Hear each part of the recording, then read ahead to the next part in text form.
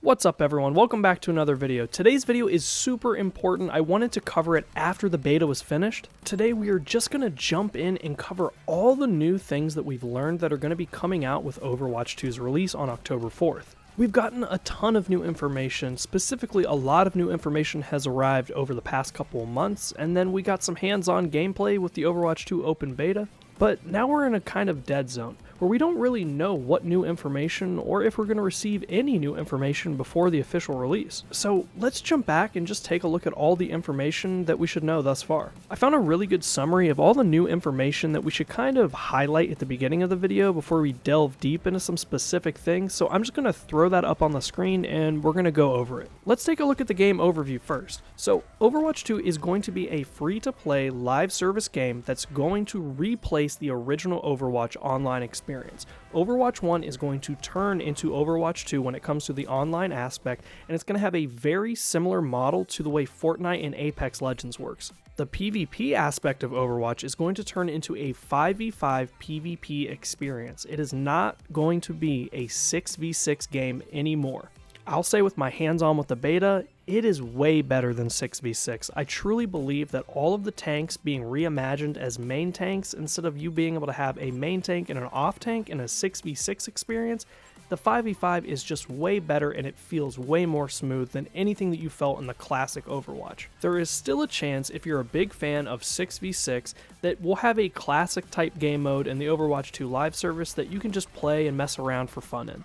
Now moving on to the big one, cross progression. You're going to be able to play on console and PC and have your items and levels transfer back and forth simultaneously. So if you're a PC player but for some reason you have to play on a console for a second, well, your account and everything will be there. And if you play on console but you decide you want to go for a high-end experience and play Overwatch on PC, well, all of your stuff is going to transfer over. And this is a huge change. This is something that we needed from the start. If you have any type of skins or items that you've spent money on and you've bought, tons and tons of loot boxes, all of your stuff is going to transfer over. And not only that, your gold will also transfer over. That's right. Any gold you have in the original Overwatch 1 before it goes to the Overwatch 2 live service, your gold is going to transfer over. It will not disappear. It is very unclear on what you're going to be able to spend your gold on, but we do know that there is going to be some type of shop where you can spend your gold in and or specific skins that you are still able to buy and purchase with your gold. And I know that's another huge one for everyone because there's a lot of people out there that have stockpiles of gold and they're thinking to themselves, do I have to hurry up and buy a bunch of skins with the gold and use all of my gold before Overwatch 2 comes out? And luckily the answer is no on that one. You can save your gold still and spend it in Overwatch 2. Alright, so let's move on to the way seasons will work. Season 1 is going to start the first day that Overwatch releases on October 4th, and it's going to have 3 new heroes, 6 new maps, 30 plus new skins, a battle pass, a mythic skin, and a new game mode. Now, a lot of this we have already seen. The 3 new heroes that are going to come out, number 1 is Sojourn, the new damage character that you could play in the Overwatch 2 beta, and then the second one is Junker Queen, which has also been released and put into the Overwatch 2 beta that just ended. The third hero that's going to release on October 4th is a new mystery support character that we know nothing about so far. We are going to get new information about that support character in the next couple months before release. We just don't know specifically when we're going to get that yet. Okay, so let's take a look at the Battle Pass real fast. There are a couple free tiers inside the Battle Pass that you're going to get for free, but you're going to have to upgrade to get the most of your experience out of the Battle Pass. There's 100 levels in the Battle Pass that you're going to be able to complete, and each season and each Battle Pass is going to last 9 weeks. And as we know right now, in the first 2 seasons, we're going to be able to acquire 2 new mythic skins. And mythic skins are something that we need to touch on. These skins are unlike anything we've ever seen in Overwatch. They are fully customizable, down to the armor pieces that you wear, to the colors, to even the tattoos on your hero. We learned all of that information in the Overwatch 2 live event, but after that event was over, a couple days from then, there was another developer discussion on Reddit that took place, and one of the developers stated that not only are mythic skins going to be customizable in all of those aspects, they're also going to provide in-depth immersive things like particle effects, and they gave us an example of Genji's new mythic skin It's going to have a helmet that opens up when he uses his ultimate and particle effects are going to shoot out. So now we're looking at a skin that is completely immersive, completely customizable, and I believe we're going to get one a season. But at the very least, we're going to have one new mythic skin in the first season and one in the second season. So moving on to the new game mode that's going to be releasing in season 1. That new game mode is the push game mode that you've seen in the Overwatch League and the most recent Overwatch 2 beta, so there's tons of gameplay of it out there already. Go in and check it out. My experience with that game mode is it is extremely fun. If you think of when you're trying to defend or push the payload, except the payload moves faster on both ends, and it's just a really fun new mode, and I think that a lot of people are going to enjoy it over a lot of other game modes that are already currently in Overwatch.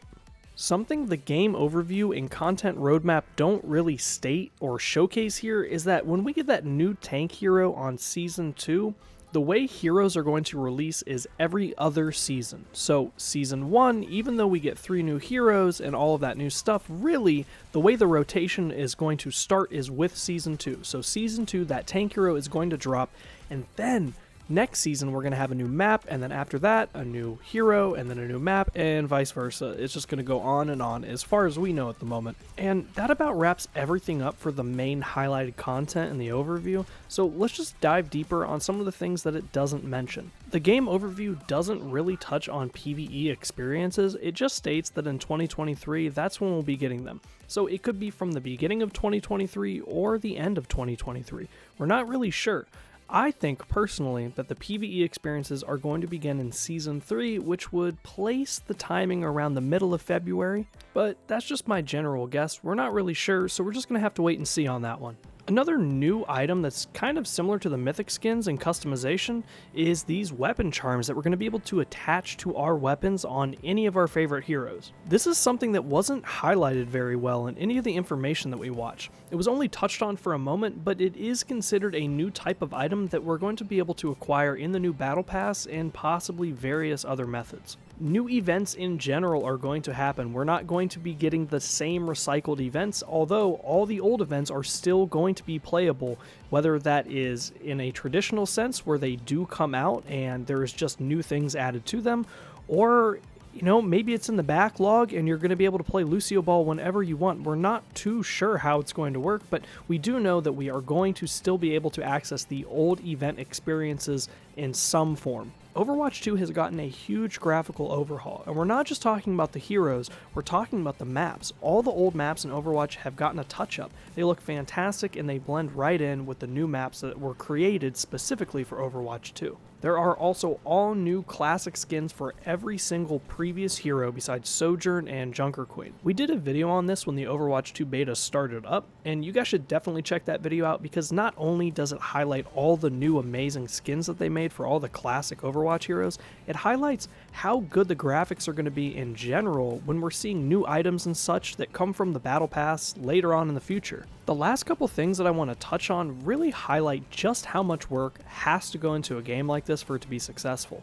For every map that you can officially play on in Overwatch, a real team of employees from Blizzard had to go to those specific places to pick up all the sound and ambiance so that the sound design team could put them into the maps. So when you jump into the Overwatch 2 map based on New York, that means that a team of people actually went to New York and the sounds that you're hearing in the game are real sounds from New York. One of the new things that have kind of been behind the scenes is how much work has been put into voice lines. So in Overwatch 2, there's going to be 25,000 new voice lines. And we're not just talking about voice lines that can be equipped to your hero, we're talking about voice lines that are passive in general. So when you're playing a match and you're waiting for the game to start and your characters are talking to each other, there's been a total of 25,000 new voice lines mixed between that and ones that you can equip to your character. So let's give a huge shout out to all the voice actors that voice our favorite heroes. They put a ton of work in for 25,000 new voice lines, yet alone the PvE content that we haven't even seen yet. There's going to be a lot of voice acting in there as well. Thanks for watching the video, guys. If I missed anything, make sure you put it down in the comments below, and if you enjoyed the video, please like and subscribe. Subscribing really helps the channel out, and don't forget to hit that notification bell so you can be notified for all my future videos. Thank you guys so much. I'll catch you on the next one. Flash out.